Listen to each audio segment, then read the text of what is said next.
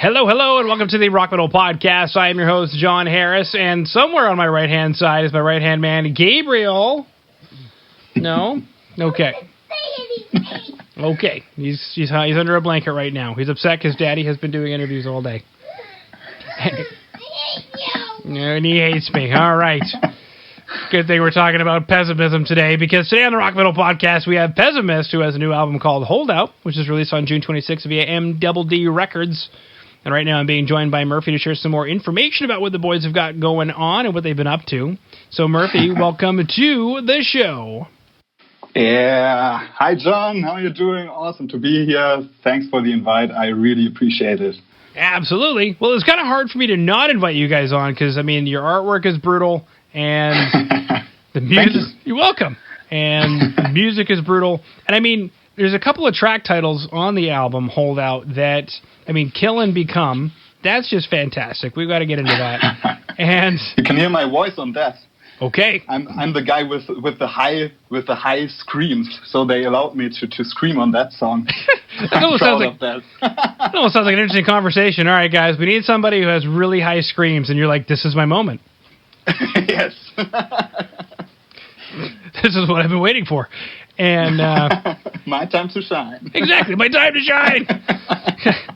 Guys, I can do it. And they were like, wait, what? And then you're like, let me show you. And you got in front of the microphone, and the rest is history. So this is actually how it went. Exactly how it went, baby. And Mountain of Death. So these are some cool track titles from a band that is, of course, called Pessimist, which makes a lot of sense. And we're going to chat about a couple of tracks today. So one of the tracks that was brought forth is called Landsknecht. Mm-hmm. And what is that? I mean, I guess I could look it up myself, but what is Landsknecht? What does that mean? Yeah, Landsknecht is a soldier from the 30-year war that was in Europe in like the 16th century, and was a really brutal religious war. And this song is about the suffering during that war. Okay. Yeah. I'm now looking it up. Wikipedia says German-speaking mercenaries consisting predominantly of pikemen and supporting foot soldiers who became an important military force in early modern Europe. And I think somebody else mentioned there was a bit of a religious note to it as well. But I guess take us through this concept. I mean, is it part of the album? It almost seems like, because there's a soldier on the front cover and there's a lot of references to death. Is it an album about different forms of militarism? Yeah, I think every album from Pessimist is to some degree about war and death. A typical thing to do when you're in a thrash metal band. But this soldier on the cover is actually related to the Holdouts, which is the other song. It's a Japanese soldier on the cover artwork. And it has nothing to do with Landsknecht. Well, no, we didn't have that technology when they were doing the Landsknecht. He would be a guy with a sword. Yeah. And a funny hat. True. And funny leggings. And a drum. Would not be that cool on an artwork cover. No, it totally wouldn't look cool. It wouldn't look cool at all. I'm looking at the cloak these guys are wearing, and I'm like, man, like, you can't go into battle with that thing. You'll get killed. Yeah, and they got killed. Yeah. Their sleeves are so big, somebody just grabs onto them, and they lose complete control. Their sleeve is bigger than their head. Could be, could be. Exactly. Okay. Cool. Now, when it comes to this concept, I guess, was it something you've wanted to write a song about for a while, or... I guess kind of weird to say. Is it part of German heritage? Not really, but our vocalist TZ, I think you can call him like that in English, and in German you call him TZ. He's a geek, man. He's all about history, and he wants to cover every historic event. And I guess that one was missing, so he wanted to cover that with the lyrics, and so it's that simple. Okay, very cool. Now, when it came to the album, what was it about this track that made it a focus track that gets... Is it a music video or a lyric video? This is, I think it has no video at all. We had a visualizer for the song, like an audio visualizer. And I think the song shows every aspect of the album. So it's like a preview of the album. I think you can say that it's like it combines all the stuff that awaits when you listen to Holdout. Mm-hmm. Absolutely. Sweet. Now, if you want to check out that visualizer video that we were just chatting about, you can obviously do so by going to today's show notes at www.therockandrollpodcast.ca. And you can also check out is it a visualizer video for Holdout as well? For Holdout, it's a lyric video with some interesting facts about history for the geeks. Okay. What are some of these interesting facts, and how does that pertain to Holdout? I remember you said it's a Japanese soldier? Mm-hmm. Okay, take us through it. Holdout is about Japanese soldiers after World War II who did not realize or knew that the war is over because communication to their home broke down completely. So they fought on Pacific Islands for years and years, but although there was no enemy anymore, and they refused to believe that Japan gave up, the story is unbelievable, I think, and it showcases a typical senseless fight, in my opinion. And we think that most fights are that senseless, and we felt this senselessness as well as we fought through the 7 years not being able to go back into the studio. But in the end, we persevered.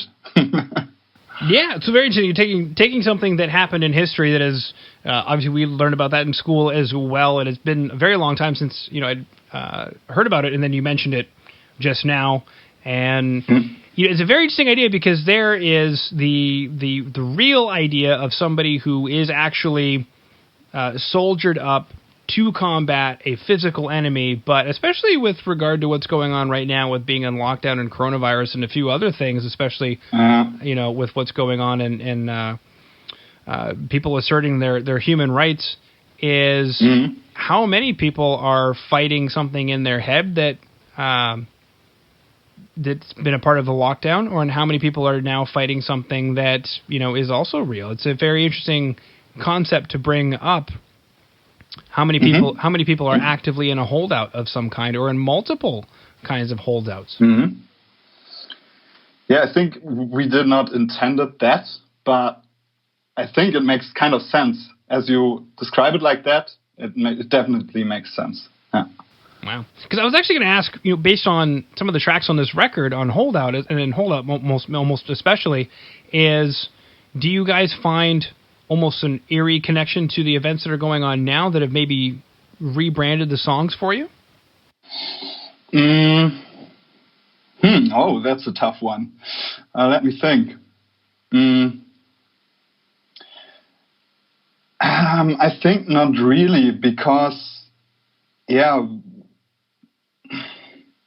I can't answer that. Okay. Yeah, I think not. I don't think so. Okay, groovy. I also thought of, interesting enough, we've got these Japanese soldiers who are on these islands, still fighting the enemy that doesn't exist, and the war is over. And I mean, I'm sure you can testify about this as well. How many of our grandfathers woke up in the middle of the night at home in their bed still thinking that they were at war? Yeah, true. PTSD holding out in that way. We could go for days on this concept, Murphy. Yes, really. Very cool. Now, something you mentioned was it had been a few years since the last release, and I don't have that information up in front of me right now. But I guess take us through this album, Holdout. Did it take a while to work on the record because of just production, or was it the bass player up and quit again, or I'm not saying that ever happened to you. It's just that'd be the third time I've heard that today. No joke about. We had to change lineups because the bass player left. Like, are you again? Again. Yeah, our lineup changed like 4 times, I think, and it was horrible. You guys are pessimists. I was part of that too. It was horrible. We thought about breaking up several times, and that during the songwriting process, you can't be creative when there's always something missing or someone new is coming and you have to learn the stuff with them and what's going on with the Pessimist concept. And yeah, it was really, really horrible. Yeah, it was a hard time, and that was for 7 years, and there were times where we did not rehearse at all because there was just no motivation left for this project. Yeah, but as I said before, we fought through this. Yeah. Mm-hmm. And that makes us really proud. And I think holding out this situation is like a metaphor for that. Could be that we finally made it through. Yeah. Mm-hmm. Absolutely. Except you got to reverse all that because you guys are pessimists. So it was great that you guys suffered, and it's terrible now that it's over because everything's going to go wrong. Terrible. Yeah, absolutely terrible. But I mean, very cool stuff. And one of the things that was noted across my desk is that you guys have a mercilessly razor sharp production. And I think as far as thank you. Well, yeah, you're quite welcome. And what I've noticed is thrash metal is allowed to be produced up to a certain point, and then after that, you're a sellout. So it's like you guys have like hit that point where it's like this is a sweet sounding modern thrash album that you're not a sellout yet. So it's like I guess it's really curious when you guys sat down to produce the record. Where did you teeter between a more old school thrash sound or a more modern thrash sound? That's funny because that is actually what we wanted to do. The album had to sound old school. We definitely wanted to be able to get that Pleasure to Kill or Hell Awaits vibe on the album, this rough darkness that you can feel when you are listening to this record, and that you can feel when you listen to our first record, Call to War. But at the same time, Eric, our lead guitarist, and me, we are huge fans of huge modern metal productions, especially when it comes to the guitar sound, these chunky kang kang kang sounds. And we love the guitar sound of guys like Ola Englund or the one from Decapitated, whose name I forgot. I think he's now playing for Machine Head as well. We love that modern guitar sound. So I think that the guitar sound is the key factor of this modern sounding, and the rest of the production and the present bass on the production has a really old school vibe to it. Mm-hmm. Abso-freaking-lutely. And it's funny you mentioned Ola there. I think I was just chatting with somebody about the Haunted the other day, if they're still poking around. Which Ola is obviously a member of, and there's definitely some pretty crushing guitar tones there. Yes.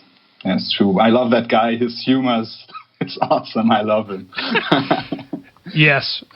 Recently there was a video that I saw from him where he set up a pedal and he tested it and he didn't like it. So a bunch of people were upset that he didn't like it. So they told him how to do it properly. And he actually made a video of all the suggestions that were completely ridiculous, and he knew that they were completely ridiculous.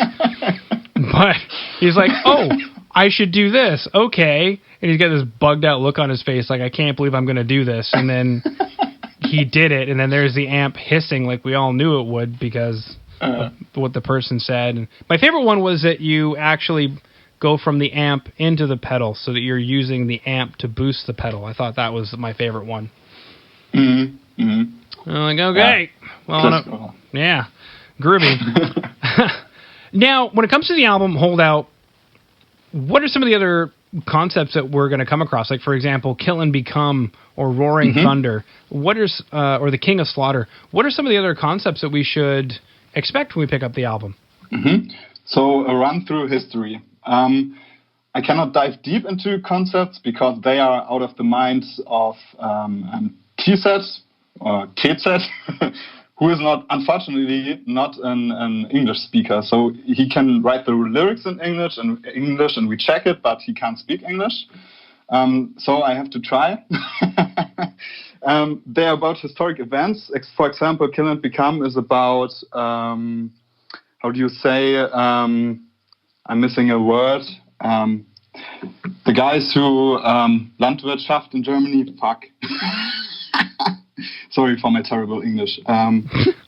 It's okay. Bauer. I have to check it. One second. Mm-hmm. Dictionary time. Farmers. It's about farmers. Thank you, Google. It's about farmers that fought against the rich, couldn't become, and they were extremely brutal. The war was so brutal because the farmers were so poor and they got so angry, and that's some of the roughness we want to have on the record. So this raw energy is like the thing you can find in every song. This rawness, that's this roughness, violence, power, and some drama too. And yeah, we try to get it on the instruments and on the lyrics as well. Okay, perfect. Well, Murphy, normally we'd be chatting about tours and festivals, but instead my new favorite question is, so how's quarantine been? How's it going? And what kind of news can we expect from the band, other than, obviously marketing the new record? Yeah, of course we didn't know how to cope with this, and if we actually would release the record within this crisis. So we thought a lot about this, and we decided to just do it. We have nothing to lose, and we also had in mind that a lot of bands are releasing or going to release the album after the crisis. So I think it doesn't matter. So we just did it, and we used that time to connect with our fans. So we were searching for individual contact with the fans, and this is something that helped us a lot, because fans enjoyed that a lot, and so they were promoting our record. And I think that's an awesome stuff, and a chance we got from this crisis to connect with our fans. And this is really awesome and something we are really thankful for. Yeah. Abso-freaking-lutely, my good man. All right. Well, this interview was Zergile, and for me anyway, I enjoyed it. That sounds kind of funny now that I say it out loud. I was like, what did I just say? I actually don't know. I enjoyed it too. Good. You're the part of Germany where I can use Geil. Geil. Sweet. Well, Murphy, unless there's anything else that you wanted to throw out there, I just wanted to thank you for coming on to the Rock Metal Podcast. Yeah, support small bands. Support the small bands. Support music industry. Go to shows as soon as they start again, as soon as there are shows again. And support metal, support thrash metal. Yeah, keep the horns up. Yeah.